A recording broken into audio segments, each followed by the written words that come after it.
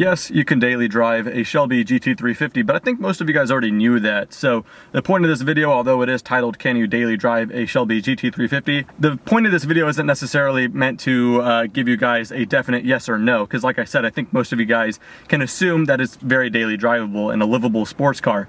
So the point of this video is, I guess, to touch on just what makes it so daily drivable, most of which you probably already know these points. Maybe I'll kind of bring some different perspective into these things, or maybe some things you didn't know. So starting with the first point that makes this car so daily drivable is all the storage space you have. We'll get to the trunk in just a bit, but just up front, over by like the left of the steering wheel, you kind of have this like secret compartment type thing you press in. You put a lot of coins and all that kind of stuff in there. It kind of slides out. It's a thin, narrow pocket. On the left side, over by on the door, you have this pocket that's decently sized, and then you could actually reach in behind there and kind of double the size of that. So if you guys want to put like some kind of thing and not have it move around and it fits snug in there, you could literally have it to where the entire kind of side door right here is all storage. That is also true for the right side door as well. You obviously have a glove box, then you have a small glove box within the glove box by pressing down the or pressing on that little yellow thing. That's where I keep all the original books and all that stuff. So I'm not used to having a glove box with literally nothing in there. If I wanted to, I could clear out some of my garbage, and that glove box is going to be completely empty for extra storage because all the original books and all that stuff can be in the second glove box. Kind of neat. So go ahead and close that up. Looking in here, we have this center compartment, which is fairly roomy. Remove some of my stuff. It's pretty decent. You have a USB cord in there as well if you want to, or a plug, so you could charge your phone or whatever. You also have a 12-volt outlet there. So that is a pretty decent storage, and when you fold it away, it's nice for an armrest with leather on there. You get two cup holders, pretty good sizes. Then you get this little thing over by where it says the shaker sound system, which we'll get on that later. But you can, that's usually where I'll put my keys if my pockets are full or what have you. But yeah, that's pretty much up front. I don't think I'm forgetting any secret compartments, but then we have the trunk. The trunk with the rear seats folded up like most people will normally have it, but I'm just not normal. When the seats are folded up, the trunk space is actually very, very generous. But then what you could do is from this side of the car, you could go ahead and access this tab on either side. You pull the tab and then one seat can fold down, or you go to the other side, pull the other tab, you can have both seats fold down. And so if you have decent sized like stuff back there, you don't need to fold the rear seats. If you want to have it to where it comes all the way to the back of the front seats, if you have longer items, then this thing could actually fit a lot of room. I'm looking way back there at the pull lever on the trunk, and it is way back there, so there's plenty of room. The comparison, the only car I can really compare it to, the only car I've lived with before was the Subaru BRZ. When I go to like the gun range, for example, where some people would normally drive trucks, I will drive my cars. And when I drove the Subaru BRZ also had rear folding seats, and I would need to use them almost all the time when I'm carrying on like a gun case or a rifle bag.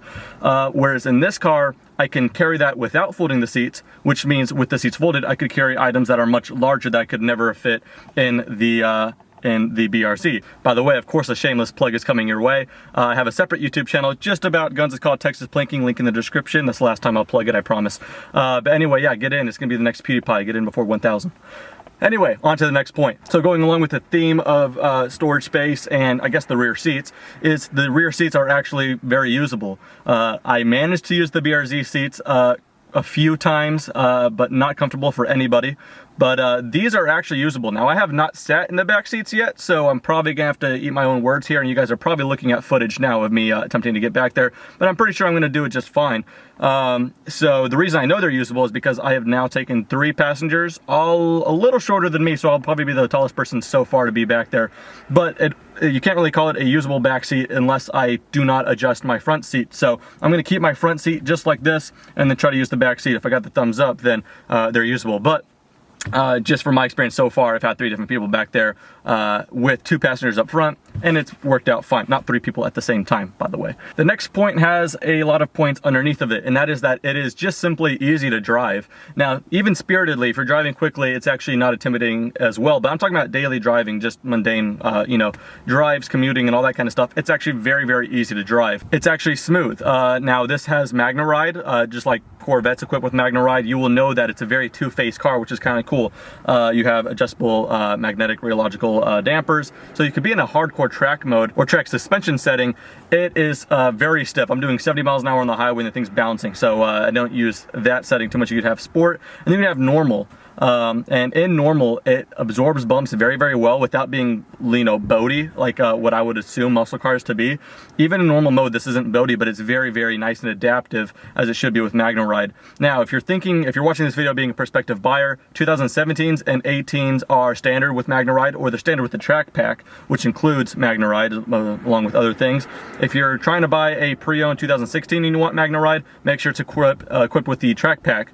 One quick way you find out if it's with track pack just from cosmetics, if it has a taller wing, then it has track pack, or that person, the former owner, just put the wing on there and they don't have track pack. So just make sure you have track pack. It was, at the time, 2016, it was like a $3,000 option. Very worth it. You get the larger wing, the MagneRide, some coolers, I think transmission differential coolers. Might be forgetting some other stuff, but good package to have, especially for the GT350. So along with just a comfortable ride, there's actually very, very minimal road noise. Now, I get more of it because I fold the rear seat. So I did a resonator delete just so I can have it like the GT350R. And then when I fold the rear seats down, because the dampening is so good, I get more exhaust sound. If I wanted to, I could leave the valves closed, and I could fold the rear seats up, and the road noise is very, very minimal. It's actually like very, very nice, which enhances kind of like the sound of the sound system. Like I said, we'll get to that later. But on the highway here in the Texas highways, I could be cruising on like 45. I could be cruising on that road at like 85 miles an hour, and I can talk to my passenger, lowering my voice. I don't have to shout. In the BRZ, it's at like 4,000 RPMs, maybe 4,500 RPMs at 85 miles an hour or something like that, and I have to shout a little bit. So yeah, very minimal road noise, which is very nice. Here's an interesting one. Very, very good turning radius, actually. I don't know what it is. I'm sure you could look it up, but just from, I'm talking about from experience here. BRZ also had very good turn radius, but as for like a standard car that's, you know, not a sports car or whatever, where you would normally do a 2 or 3 point turn, this thing can hook it, do a U-turn in one. So it's nice and quick. So that's nice that it can do it that easily. That's pretty convenient. Also very nice, the visibility in this car is really, really good. BRZ was also good. I always said the BRZ was like a fishbowl. You could see so well out of it. This is just about the same there, because where the headrest on my passenger seat falls, it's right on the B pillar there. So I can see that rear window, or the third window there, the rear glass. Obviously the windshield, side mirrors are fine, and they all come standard with that little like wide view on both sides. So overall, just visibility, rear view here, everything. I have not had any weird blind spots or nothing like that. Everything's very, very accessible, which is nice even on a sports car. Some people had a concern over the ride height because they heard about like Jay Leno stories, but he has the GT350R. Whether the ride height is different, I'm not sure. I just know that the splitter on the GT350R sticks out significantly further. I made a video comparing the GT350 and the GT350R with my friend's white GT350R. So you could see some of the differences there. So I don't know if there's a difference in height, like I said, but there's definitely, you know, the chin sticks out more. My experience with this one, I have in 2,300 miles, I have heard the slightest kiss on the ground, but very, very rough road conditions, and I'm not even hitting my splitter. There's like these big, not big, but there's these metal bolts that, you know, hold it up, and I'm barely scraping the bolts. If I can somehow get under the car and show you, then you'll see what I mean. But as far as the actual plastic splitter, has not scraped at all, hasn't really come too close. Like I said, it's only the metal bolts. So yeah, when no speed bumps ever have done that. My incline to my driveway is very steep. A lot of places I did not think it would handle fine. It's actually fine. So yeah, daily drivable enough. Like I said, not a single speed bump I've encountered. The only times it's just barely just kissed the ground like that were very, very sketchy places that I kind of had no option. And even then, like I said, didn't damage the splitter, only scraped the bolts ever so slightly, so not a problem. Now this one doesn't fall necessarily on the GT350, this is just manuals in general. I've heard so many people say, oh, I don't want to daily drive that, or I can't daily drive it because it's a manual, oh, bumper to bumper traffic, blah, blah, blah, blah, blah. I think that's just people's easy way out to like they want to drive an automatic, and that's their way of justifying it. Nothing wrong with that, but let's be honest, guys, once you just get used to a manual, that is what becomes normal. It's not an inconvenience, it is normal, because let's remember, I'm talking for my stateside viewers here where I have experience, automatic transmissions here are just the norm. When you see a manual, you equate that with being a sports car, not a cheap car, a sports car. Whereas I think the rest of the world, or at least not North America, well actually Mexico as well, I know this, most cars are just manual transmissions. They're cheaper to produce and everyone just learns on a manual. My mom is from Mexico. Her first car at 15 years old was a manual. Now when I tell people she knows how to drive manual, it's not like oh, that's so cool, she knows how to drive sports cars. That's just what the life is, you know. The rest of the world, automatic transmissions are more of a luxury. Whereas on the States, like I said, that's the only place I'm talking from experience, everyone kind of assumes, you know, sports cars are like the weekend cars and they're manuals. That's just not the case. Look at the rest of the world. Everybody's daily driving, or most people are daily driving manual transmissions. I've been daily driving a manual transmission for coming up on like 4, maybe almost 4.5 years. And never, even in bumper to bumper traffic, do I wish, oh, I wish I had an automatic. When I drive an automatic transmission, it's weird. I would imagine people who drive automatic transmissions and then they go into a Tesla and drive an autopilot. That's how I feel when I go from a manual to automatic. I feel like the car is doing a lot of work for me. It's not a bad thing, it's just weird. So that's just how little I drive autos. Nothing wrong with autos. There's plenty of automatics I would like out there for daily drivers, or sports cars, PDKs. I love those, so I'm not like a diehard manual guy. But as far as manual transmissions go, this one's a fantastic one. It's very silky smooth, and even the BRZ was a great transmission, but in colder times when the engine wasn't up to temp and the transmission wasn't up to temp, it sometimes would reject second gear or first gear when I'm slowing down. So it's kind of you know, I guess a little bit more notchy, not in the best way. Whereas this one, in any temperature all the time, it will take the gears. It rev matches beautifully and all that good stuff. Also for convenience, talking about the transmission, it has hill start assist. This is the first car I've had with hill start assist, which is nice. So some people are concerned about, like, you know, being in a hill. They live in like San Francisco or something like that, and they're on this crazy hill and you don't want to roll back to the person behind them. This one, if the clutch is in, you put it in first, release the brake, and then you start putting gas down while releasing the clutch. It holds the car in place, like holds the brake, until it thinks the clutch is out enough to roll forward, so you don't roll back in the slightest bit. That's a pretty nice convenient thing. If you don't like that, you could turn it off. So I actually keep it on, kind of forget about it until I'm on a hill, and then I realize it's not going, and then it releases. It's kind of nice. So like I said, you could totally daily drive any manual transmission, not just this.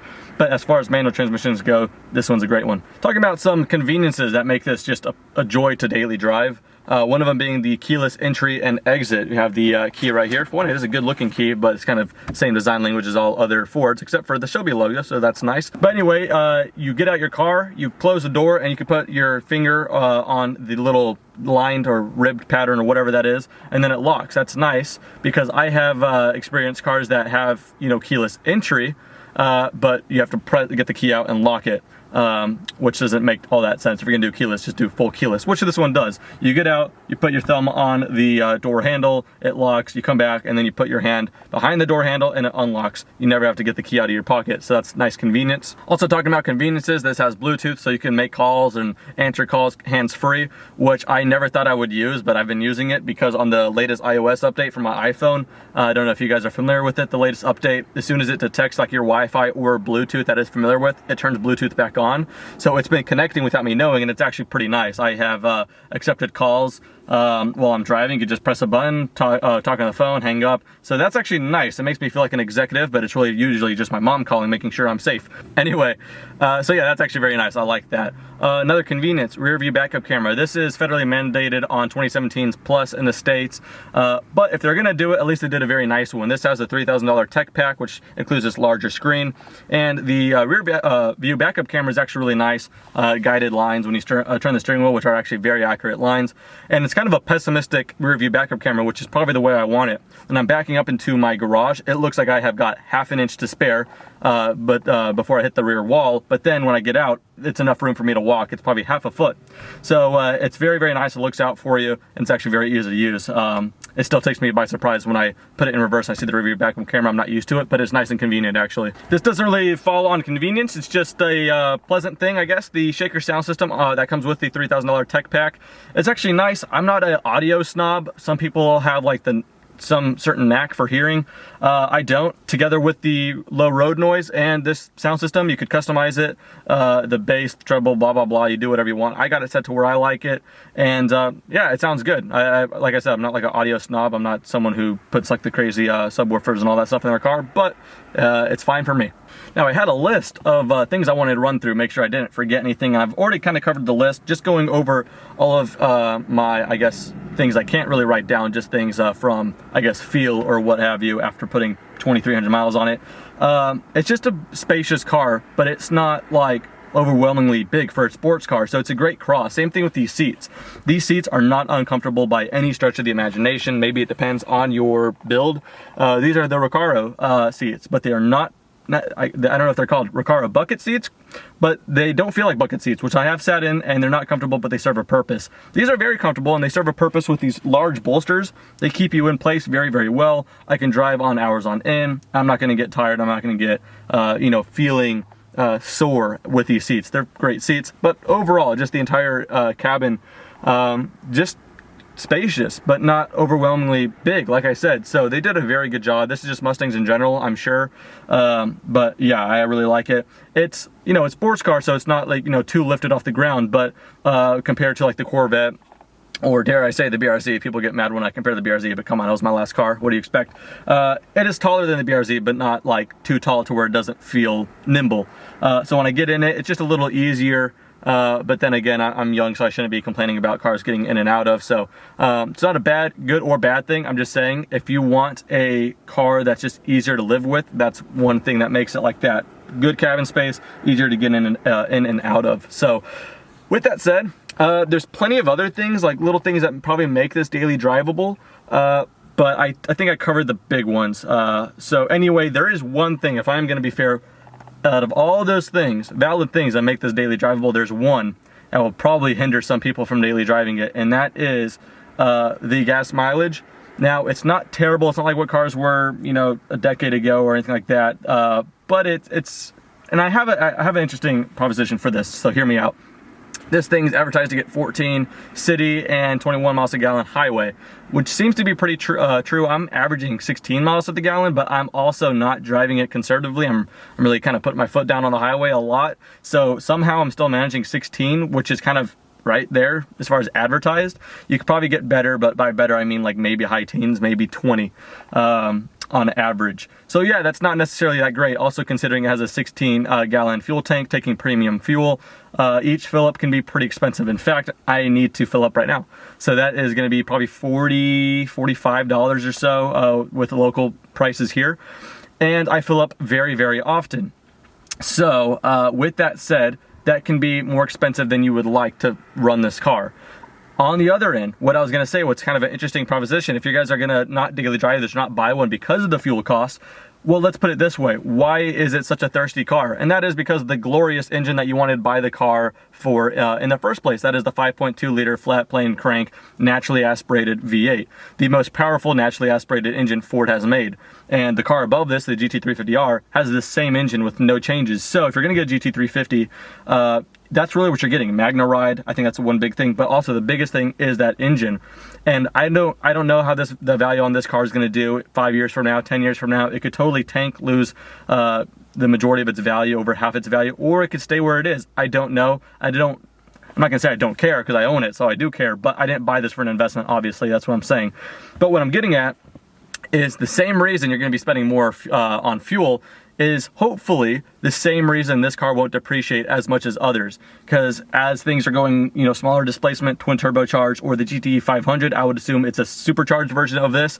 There's always going to be something said about a naturally aspirated engine, which this one obviously is. So I'm going to say that again. The reason that you are spending a lot more on fuel might be the reason this car does well in the market. So I wouldn't stress over that too much. Just depends on how much you drive it. So that I totally understand. I'm not saying it makes total sense to go get this car and daily drive it with that fuel economy. But if you see everything else in this video and it's a joy to drive, and if all of that makes it worth it, then it is worth it. So it has been for me, but then again, people are wondering why I only have 2,300 miles in the months I've owned it. And that's because I don't go to school and I don't commute to work. I don't have like a commuting job. It's kind of more, you know, staggered schedule. So I guess it depends on you. Maybe if you can afford this car, you have a separate car as well, so you won't be daily driving this truly. So I don't know. Anyway, I just thought I would, you know, throw that information out there, and what you do with it is up to you. With that said, I've been daily driving mine and I absolutely love it. So plenty more videos of my future drives coming within the not too distant future. So anyway, hope you guys learned something from this, or just reconfirm what you already know or something like that. But anyway, I will see you guys on the next one.